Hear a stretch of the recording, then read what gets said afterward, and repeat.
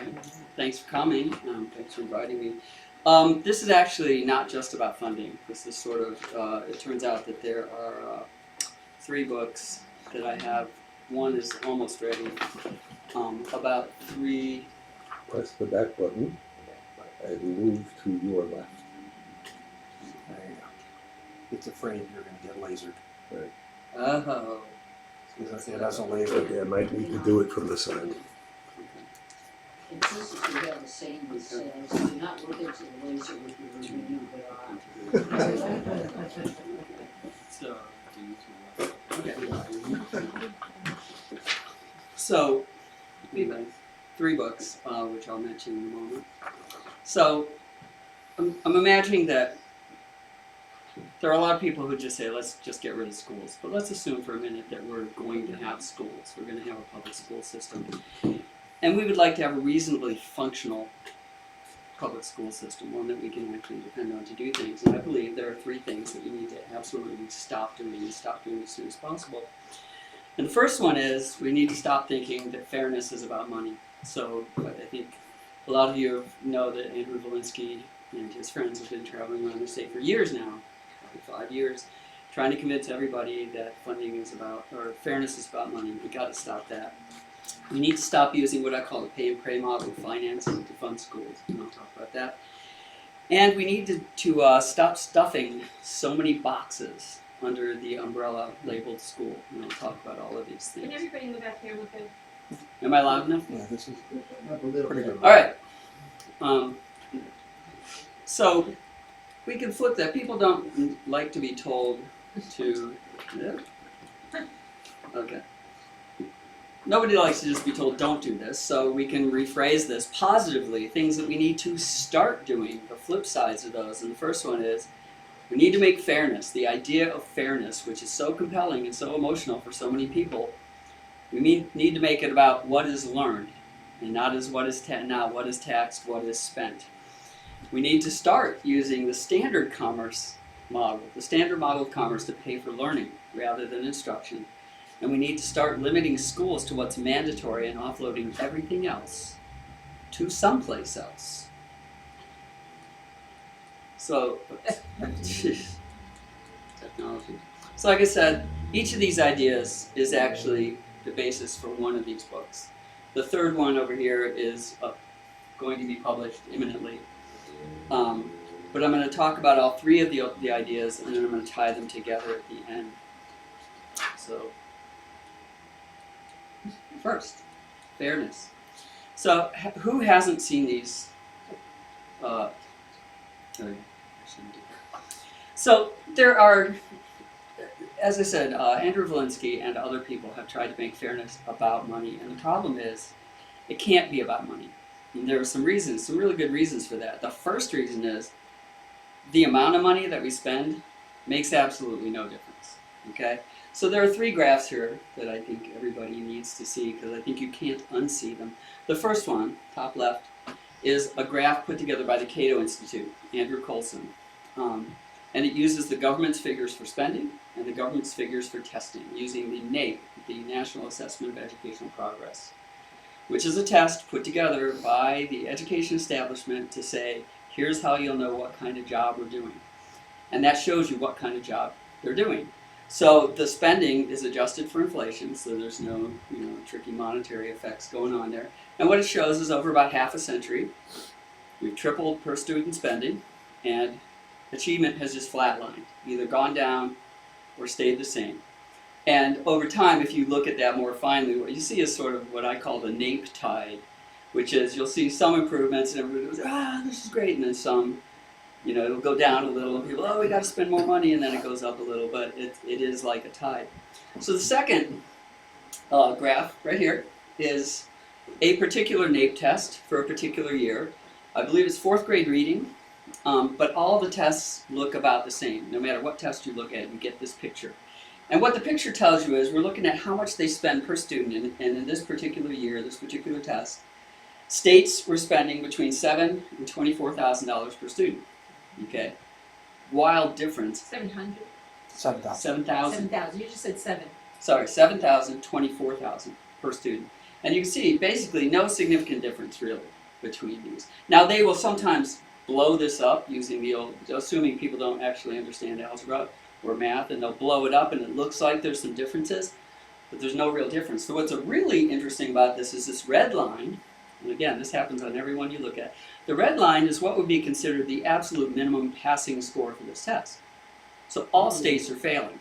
Some states are failing a little, and I mean a little less badly than other states. So when you hear states saying, yeah, we're at the top of the rankings, this is what they're talking about, okay? The third graph, my favorite, is one that Jody and I put together following one of Volinsky's presentations, where he had done some data manipulation to make it look like there had been no change since Claremont. And we were like, what? So we went and actually got the data, loaded it up. No Right. change in funding. No change in funding, that everything was just as unfair, right? It was like literally, and he did a bunch of tricks, and I wrote about it somewhere else.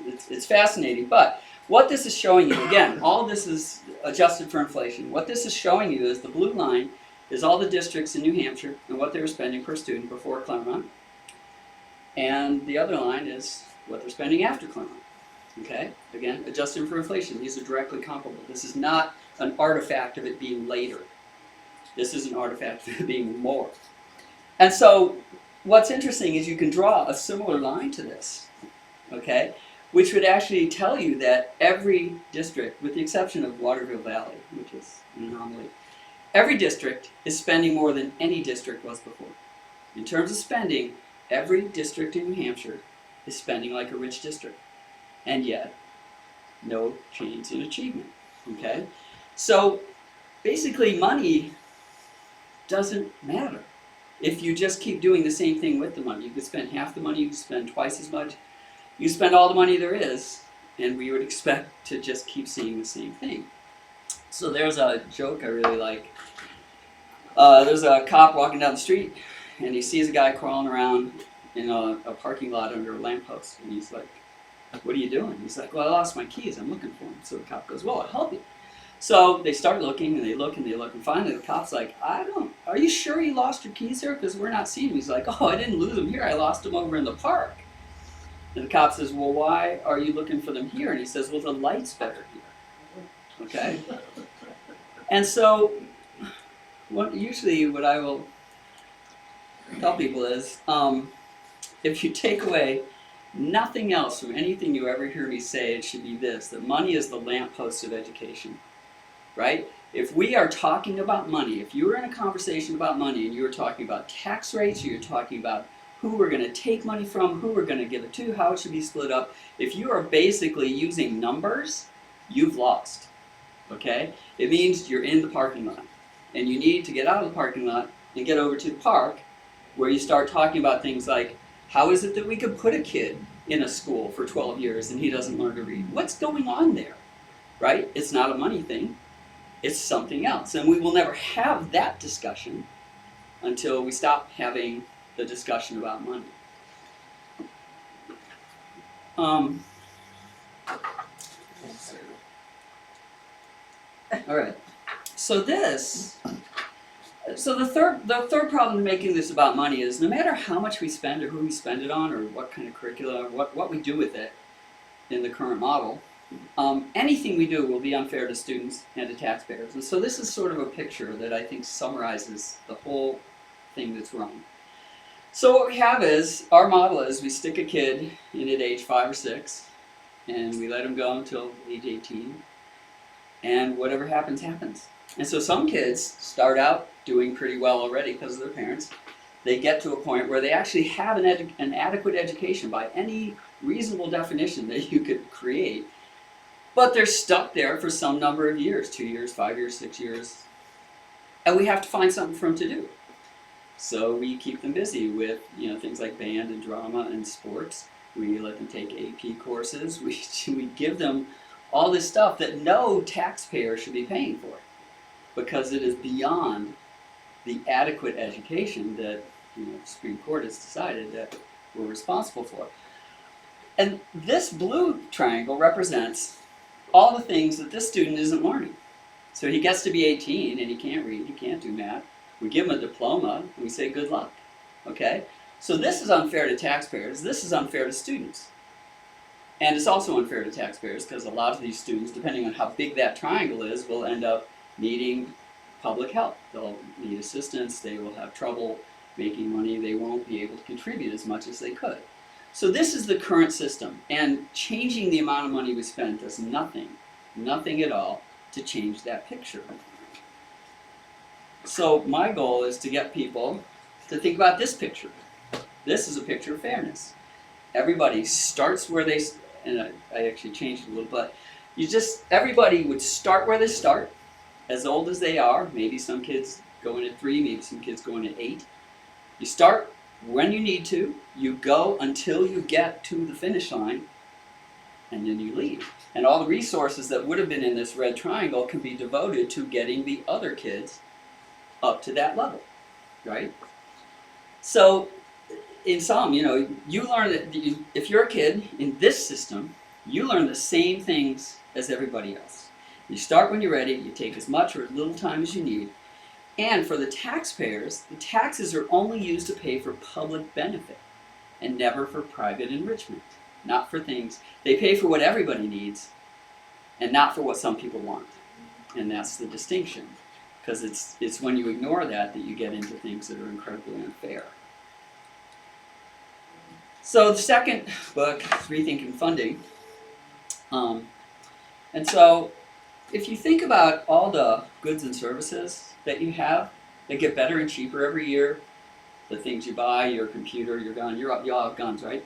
So your guns, your holsters, your cars, your computers, your watches, all the things that get better and cheaper. The quality goes up, the price goes down, or it sort of stays the same for a while. And if you think about those things, if you made a big pile of them, you look at them and go, they have nothing in common except, they're divide them into services and physical objects maybe. But they do actually have something unobvious in common, which is the way we pay for them.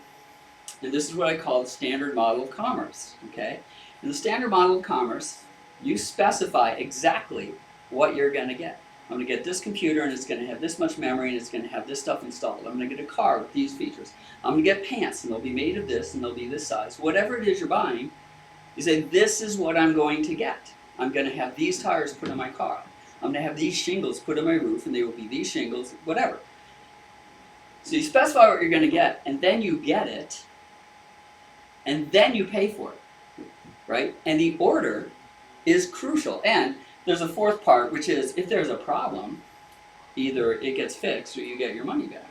And this is how we expect everything to work. It's like water to fish. You don't even notice it until it breaks down, right? So again, just imagine you go to Walmart, you buy a toaster, you take it home, you plug it in, it doesn't work. You go back to Walmart and they say, yeah, tough. Okay, and you'd be like, are you filming this? No, you're gonna give me my money back or give me a new toaster or something, right? So that's what we do for everything, almost everything. So if we look at this graph, we find that schools are kind of an anomaly here. That every year they get more expensive, and either they stay about the same or they get worse. And so you think, well, what is going on? Again, goods and services up here, schools down here. And so I believe, and the point of this book is to say, I think this is because for schools we use what I call the pay and pray model of funding. And the pay and pray model of funding is you pay up front without actually saying exactly what it is you're supposed to get, and then you hope for the best, and then when you don't get it, you try again. That's how we pay for schools. And so, so one of the things about the standard commerce model is, if you want, people like the word accountability. If you want to build accountability into a process, here's how you do it. You pay people after they finish the job. That way, the accountability is baked in and can't be extracted or finessed or gained. If you would like the opposite of that, then what you do is you pay people money whether they do anything or not. And at that point, accountability, in any real sense, becomes impossible. You can have them certified, they can get certificates, they can go jump through hoops, they can do all this stuff. But if they don't do the job, you pay them anyways, and so there is no accountability. So I am a big fan of Charles Kettering because of this thing he said. He said, a problem well posed is half solved. Now what that means is, if you ask a question or you pose a problem in the right way, the way you ask it actually points you in the direction of the answer. Conversely, if you ask the wrong question, it points you away from the right answer. And the interesting thing about that is, even if you get the right answer to the wrong question, it's still the wrong answer. So it doesn't help you. And so I bring this up because we, I believe, people who are trying to fix the schools, are always asking this question: what are we doing wrong in schools? And that is just a question that allows for unlimited screwing around. And I think instead we should be asking this question: what are we doing right everywhere else? And I think one of the major things that we're doing right everywhere else is we use the standard model of commerce everywhere else. And things, by and large, run very smoothly, and we get the things we want when we think we're going to get them. If there's a problem, it gets fixed.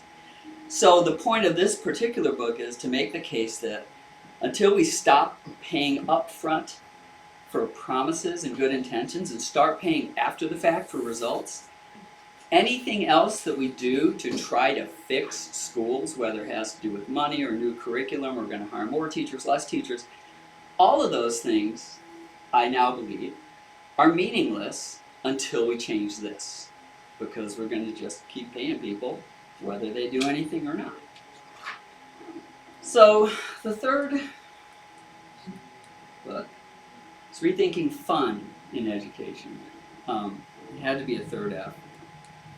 And so we start with this idea. So a lot of you have probably heard of the tragedy of the commons, which is a phrase made up by an ecologist named Garrett Hardin. And the basic idea in the tragedy of the commons is, if you have resources that are not owned by anybody, they tend to get overused and destroyed because nobody owns them. Nobody really wants to take care of them. So I have come up with something that sounds similar, which I call the travesty of the umbrella. And the travesty of the umbrella is this. Let's say that there's something X, and we subsidize it. If I can take something else Y, which is not really part of X, but I can get everybody to say it's part of X, I push it under the umbrella, and Y is now subsidized, which is a screaming deal for people who want that thing, right? Because now they don't have to pay for it. We just get it as part of X. So, it's useful to think about this. So, let's imagine that X is healthcare. Okay, we're going to subsidize healthcare. Everybody should be able to get a doctor. Everybody should be able to have healthcare. And so suppose people start reasoning this way. They say, you know what? It's no use having a doctor if I can't get to him. So we should make transportation part of healthcare, and we should subsidize it under Medicare, Medicaid, whatever. And I can't go to the doctor if somebody doesn't watch my kids. So we should subsidize healthcare or daycare as part of healthcare. And in the same way, if I can't afford to eat, we should subsidize food as part of healthcare. I mean, that should all be covered. If I can't dress myself or do certain things and get to the thing, then that whatever therapy I need should be part of healthcare. If I have family problems, right, and I get bullied at home, or I'm bullying people, or for whatever reason, I can't get out of my house to see the doctor, so whatever social work I need should be part of healthcare, right? And so you think that all makes sense, right? No, of course it doesn't. That would be insane. We would never do something like that. Except, we actually do. This is exactly what we do in school. We just start calling all this stuff school, and now it gets subsidized and paid for with school taxes, right? Except it's actually a lot worse, because we subsidize all kinds of stuff, much, much more than I was talking about. And if you're looking for a reason why schools cost so much and perform so poorly, I think this is a really nice picture of it. If you're doing all of these things, you're not going to do any of them well. And the more boxes you have, and this is much more relevant, especially what's going on in Claremont, You got so many boxes under there. There should be a box under there named literacy, and one named numeracy, but you can't even find them, and maybe they've just been shoved out the back, and nobody's going to notice because you've got so much other stuff going on. So, I'm from Croydon. Some of you heard about our little kerfuffle there, our budget battle. So, long story short, I wrote a pamphlet. I handed it out at our annual district meeting for our school district, and in the time it took voters to read it, they were persuaded to replace the usual ransom with a budget. So everybody, the difference, of course, is a budget is when you have a certain amount of money to work with, and you set priorities and do whatever you can do with that amount of money, and you have to not do certain things. A ransom, on the other hand, is when you basically say, here's how much money I want, you give it to me or I'll hurt you. And so, we were presented with a ransom of $1.7 million. Give us $1.7 million or we'll take your homes. During the meeting, that was turned around, and the offer was made from the people to the board. We think $10,000 per student is enough. We have this many students. Let's imagine some more come in. We'll give you $800,000. Make it work. And they voted for that. And it wasn't even that close a vote. And people have said later, there was a snowstorm, it was packed with 3 stagers. It was the same people who have been there every year for the 15 years we've been there. They just read something that basically said, you know what? This is ridiculous. Maybe we should try something that could work instead of continuing to do something we know won't work that costs twice as much. So, that was fun. It was it was fun. The subsequent part was not fun, okay? There's a book about this called The Croydon Budget Battle, and it's about how this decision that was made at the annual meeting was overturned by a special meeting after a giant smear and fear campaign, which is worth reading because of what you guys are going through now in Claremont. But here's the reason I mention it. We learned something very important during this time. So my wife Jody was on the school board, and the school board kept asking parents, look, we don't have all the money that we normally would have. What are your academic priorities? And what we found was that, Yes, Perry. what are your priorities? And we found they had no academic priorities. They were interested in making sure the kid was picked up in the morning, dropped off at night, that he would be with his friends, that he would be able to do extracurricular activities, play sports, whatever.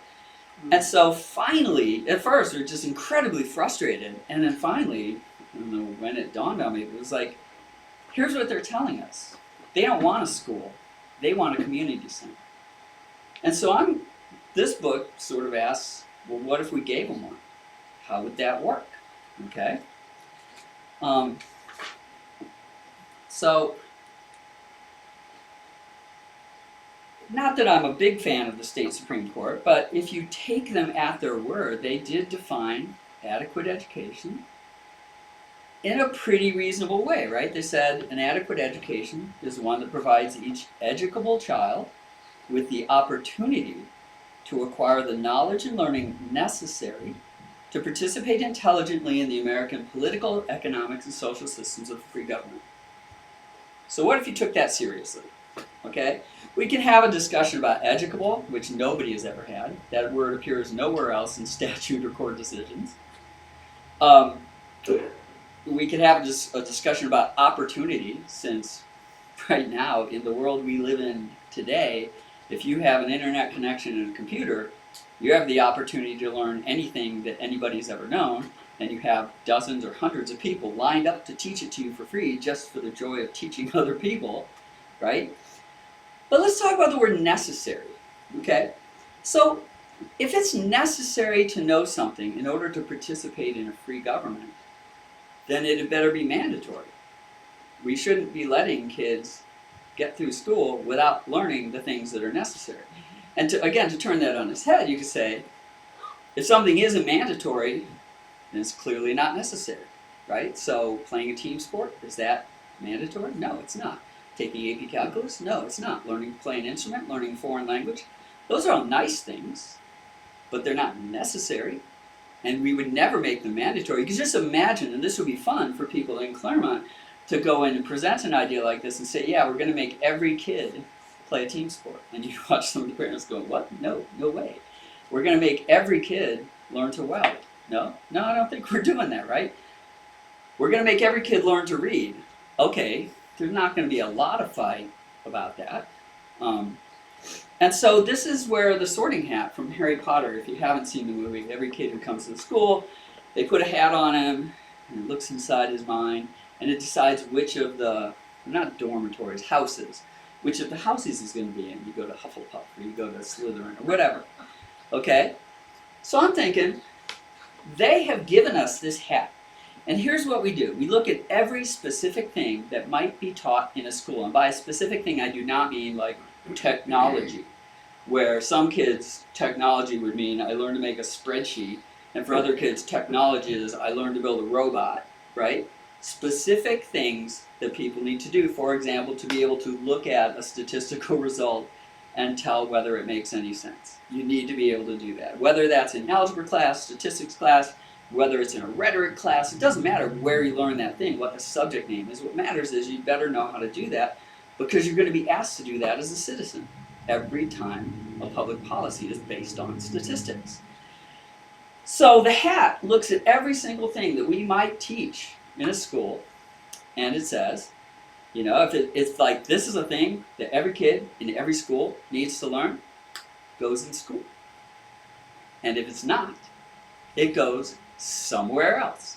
It could be a community center. It could be a hospital. It could be a social work office. It could be a food bank. It could be a private charity. It could be a church.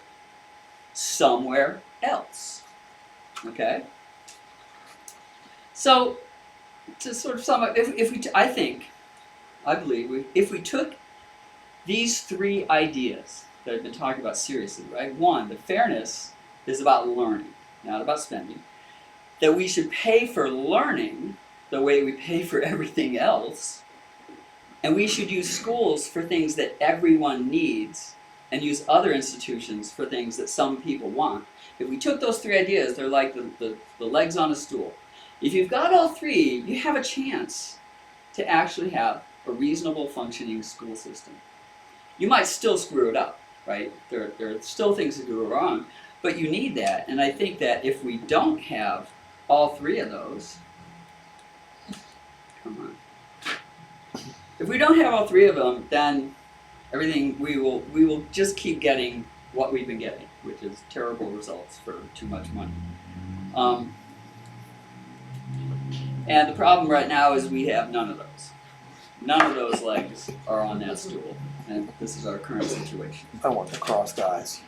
Yeah. I want the crossed eyes. Yes. That's okay. Yeah, I was Crossed trying to eyes, think, man. what is that? So I want to return to tie it up. I want to go back to Charles Kettering and talk about asking the right question. So this is basically the question we keep asking, we keep fighting over and keep trying to decide, and we have legislatures and we have the Department of Education. Everybody's trying, how should the government educate children? And I'm going to say this is the wrong question. It's the wrong question for a lot of reasons. For one thing, it conflates government and society, and those are two different institutions, and there are things that governments should do, like protect rights, and there are things like society should do, like have people figure out how to help each other, okay? And the big difference, of course, is government operates on coercion. It's always some people making somebody else do something that they don't want to do, whereas society, you have to persuade people, okay? And that's a huge distance. So when you have the government doing things, you basically turn what should be a cooperative search for a win-win solution into a competitive win-lose solution. Okay, so that's where the original question leads you. It leads you in that direction, which is not a direction that we really should be going. So the second thing, it fails to distinguish between children whose parents could afford to educate them and parents who can't. Okay, and though to treat those two groups the same is kind of crazy, but the question, if we think of it, the government should educate, not we should avoid leaving children uneducated, which is very different, right? So you think, leads to a whole different set of solutions. And also, this is something that really didn't occur to me until recently, the concept of what it means to be educated is so amorphous and undefined, and people have been arguing about it since Aristotle, right? You get entire books on this. This is what it means to be educated. No, this is what it means to be educated. And this is one of the reasons. So I love this guy, Zig Ziglar, who once said, if you aim at nothing, you'll hit it every time. And I think that's one of the things that's going on when you try to use the word educated, and we're trying to educate kids. And I think on the other hand, the term uneducated, there's much, much more agreement on. So I think we could all look at people and say, well, if you can't read, you may be a very charming and productive person, but you're not educated, right? There are a lot of things that go into that, and in some sense, if you can be lied to in a certain number of very easy ways, you're not educated. You're uneducated, and we need to avoid that. It's not a goal this aspirational goal that we need to be reaching towards. It is essentially a disease that we're trying to eradicate, right? So, fourth, it assumes that education is only necessary for children, which actually could not be farther from the truth. Just walk around. Go to places, go to Walmart, go to McDonald's, go to Dunkin' Donuts. I mean, there are adults who really could benefit from education. If what we're trying to do is educate people, we would approach this completely differently. And finally, just by asking how should we do this, we're actually assuming that there's one best way to do things, which we should then fight over and vote on and agree to, although in that case for up to half the people, agreement is actually just capitulation. I'm not agreeing to this at all, but you're basically going to take my house if I don't give you my money.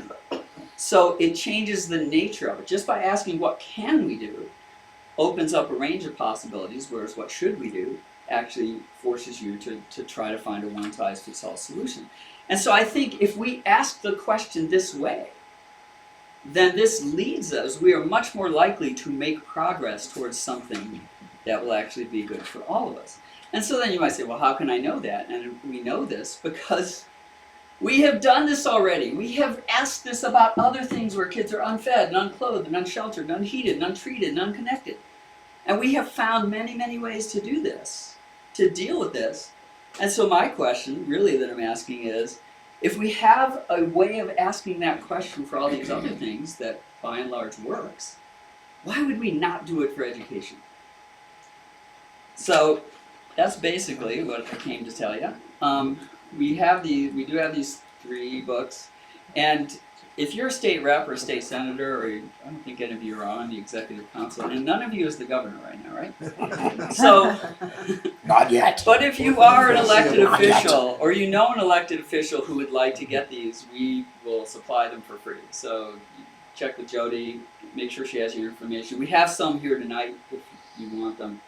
But I would like to get the ideas out there, and my ultimate goal is actually to get some state reps, state senators together and sit down and say, what would it look like to start and say, we're going to build public education on that stool with those 3 ideas, which will short circuit a lot of the things that have been going wrong. So that's my goal. So thank you. Are there any questions? I'm interested to know, have you ever debated Andrew Valinsky or have plans to debate him? I have not. I think somebody that I know was trying to set that up, and I think he didn't want to do I it. think letting go say that. Yeah, I think it would be. Who could set that up, though? Yeah, who could set that Who up? do you know who could set that up? Hope Damon. Okay. I mean, yeah, that would be fun. That'd be really fun.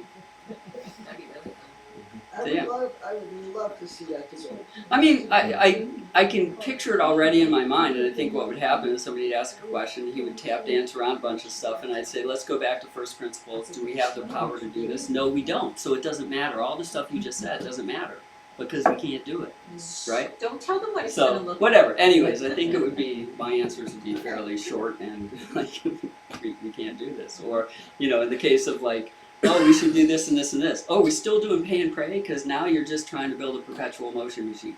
If you don't do this, it doesn't matter what you do. So anyways, but it would be fun to do that, sure. So I'm all for it. I just don't know how to make that happen. Yes? Question is, he's more on Congress side, will he be willing to debate you? I don't see what he has to gain. Yes. Nothing to gain and everything to Nothing lose. gain and everything to lose, right? Because I would be able to say things that people would actually understand. I think So, it was 2 summers ago, he spoke at Sullivan. I- Yeah, It we was were- about- Yeah. and so we got to ask him questions.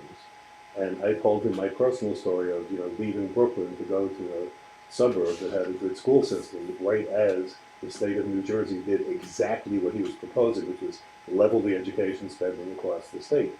And as a result, here we are, 40 years later, they had sky-high taxes and piss-poor proficiency.